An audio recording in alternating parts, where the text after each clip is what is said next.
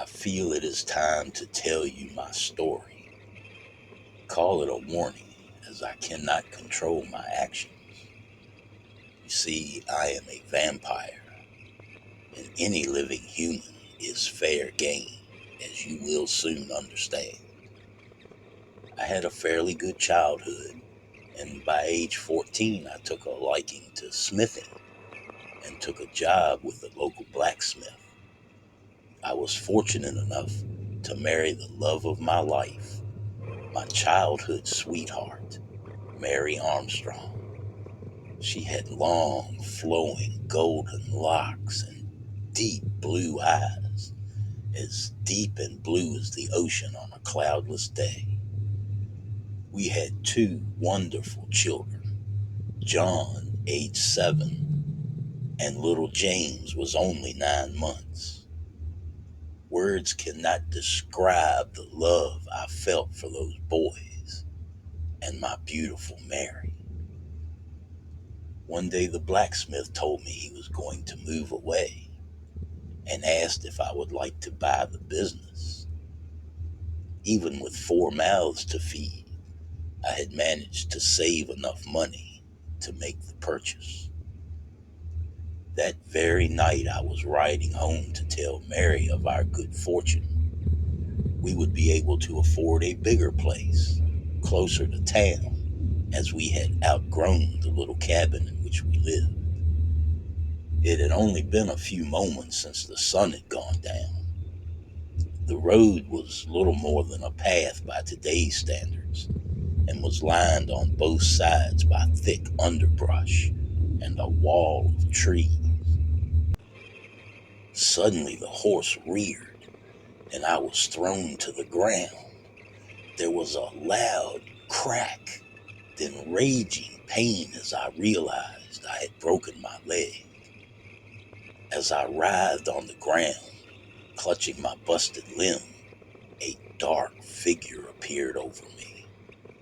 The only thing I could make out in the darkness was these red, almost glowing eyes. I struggled futilely with the creature, and it quickly overpowered me.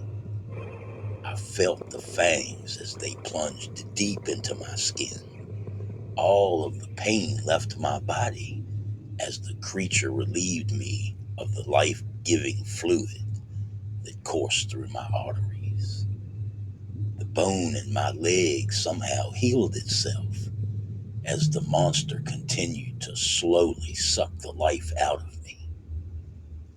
Unfortunately for me, a horse and buggy bumped noisily down the road and scared the monster off. You see, he did not finish the job, and I was created. Over the next few days, I began to change.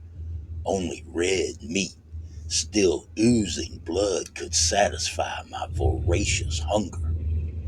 The meat had to be raw or barely cooked. Soon, even that was not enough. My family, I once looked upon with love and great joy, now were little more than a meal.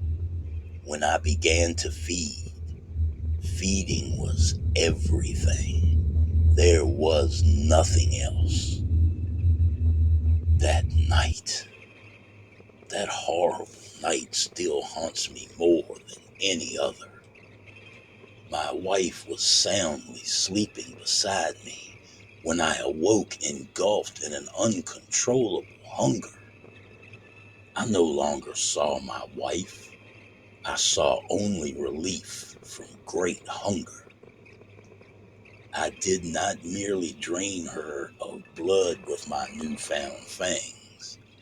I actually chewed and swallowed bits of her soft, warm flesh.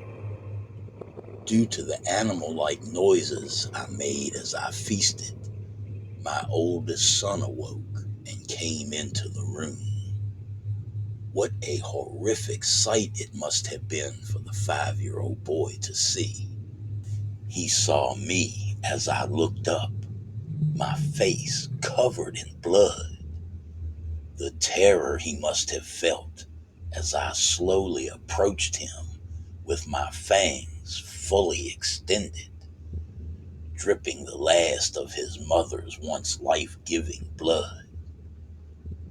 After a few seconds of screaming horror, the boy's body fell limp in my arms as I sucked it dry. Then I went for my youngest son. At 9 months old, his body did not contain near the amount of blood my wife's had. It seems the younger the better, as I quickly sucked down what little blood his small body had to offer. That last little bit of blood from my youngest son made me feel better, younger, stronger than I ever had before. But now the haunting memory of that night is especially hard to bear. I can still hear their cries and screams, see the hideous sight of their bloodless, pale white bodies as they lay in a pile on the kitchen floor. It is as clear in my mind as if it had happened only yesterday. Only after I had finished feeding was I able to realize what I had done. My beautiful wife and my 2 sons lay bloodless and dead before me, but I was full. My great hunger had been sated. I have seen a lot of things happen over the years and have been involved in a lot of history, but this is not my reason for telling you this. I could go into detail of the victims I have killed, for they are relentless and are always with me. But again, this is not the reason for telling you about me. I am telling you this to convince people that vampires do exist and that anyone can become a victim. In telling you how I destroyed my family, I hope to show you that no one is safe. The best advice I could give potential victims is to never go anywhere at night alone. There is safety in numbers.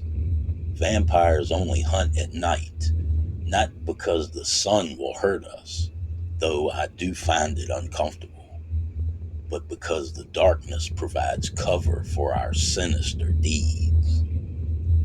I do not sleep in a coffin filled with dirt from my homeland, nor do I hang from the ceiling like a bat. Garlic is no help to you. Crosses have no effect on me. The only thing that can help you is not to be in the wrong place at the wrong time. If you choose to heed my warnings, you may well have a long and happy life. Now, like the old lion, I have grown weary of the hunt. I no longer wish to go out into the world and hunt as I once did. Hidden in the words of this story is a code which allows me to contact your mind. If you have listened to this story exactly as I have told it to you, you can at any time come under my control. It is like hypnosis. You will be compelled to come to me whenever I call. I'll be seeing you.